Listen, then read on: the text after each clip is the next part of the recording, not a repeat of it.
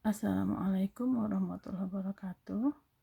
Pada kesempatan ini saya akan menyampaikan materi dasar listrik elektronika, yaitu tentang bahan-bahan listrik yang digunakan dalam dunia kelistrikan. Bahan listrik itu terdiri dari 3 macam.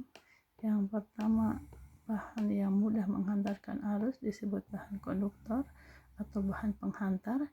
Yang kedua, bahan yang sulit menghantarkan arus atau disebut non-konduktor atau isolator. Pada bahan konduktor, mobilitas elektron-elektron dalam suatu bahan disebut dengan konduktivitas listrik. Konduktivitas ditentukan oleh jenis atom dalam bahan, yaitu jumlah proton dalam setiap inti atom menentukan identitas kimianya dan bagaimana atom-atom tersebut terhubung bersama satu dengan yang lain. Bahan dengan mobilitas elektron yang tinggi atau banyak elektron bebas disebut konduktor, karena bahan tersebut memiliki konduktivitas tinggi.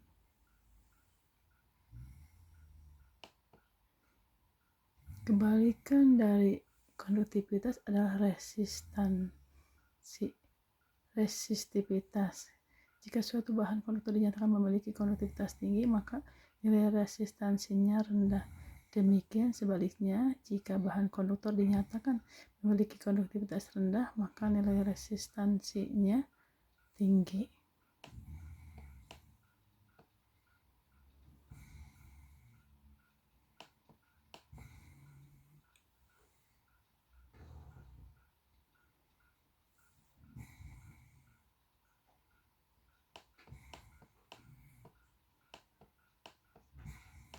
Sifat fisik nilai resistansi suatu bahan konduktor tergantung kepada panjang konduktor yang digunakan, luas penampang konduktor yang digunakan, dan jenis bahan konduktor yang digunakan. Jenis bahan konduktor harus memenuhi persyaratan. Yang pertama, konduktivitasnya cukup tinggi, kekuatan mekanisnya cukup tinggi, koefisien Moe panjangnya kecil, dan modulus kenyalannya cukup besar. Bahan yang dikatakan sebagai bahan konduktor, yang pertama logam biasa, yang kedua logam campuran, yang ketiga logam paduan. Bahan yang kedua adalah isolator. Isolator adalah bahan ini sulit menghantarkan arus, mempunyai resistivitas yang tinggi, sedangkan konduktivitasnya rendah. Bahan isolator disebut juga bahan non-konduktor, adalah bahan listrik yang punya nilai resistansi atau daya hambatnya sangat tinggi, sehingga arus listrik tidak dapat mengalir melewatinya. Sifatnya tidak dapat menghantarkan arus listrik. Sifat-sifat isolator itu atau bahan penyekat digunakan untuk memisahkan bagian-bagian yang bertegangan.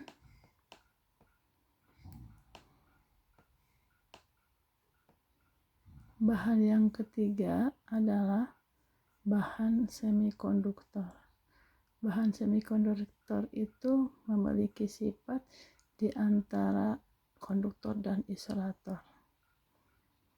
Berdasarkan penelitian, sifat listrik beberapa bahan dapat berubah tergantung pada kondisi.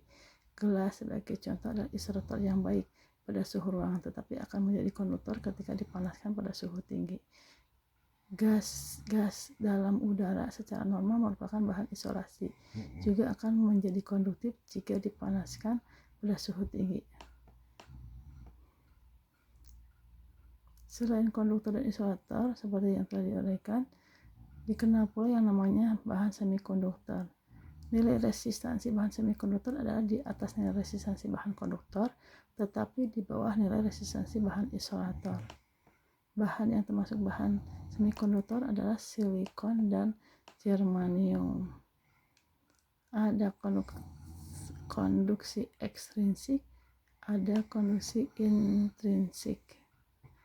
Sehingga dari bahan semikonduktor itu ada semikonduktor tipe P dan semikonduktor tipe N. Sekian, Assalamualaikum warahmatullahi wabarakatuh.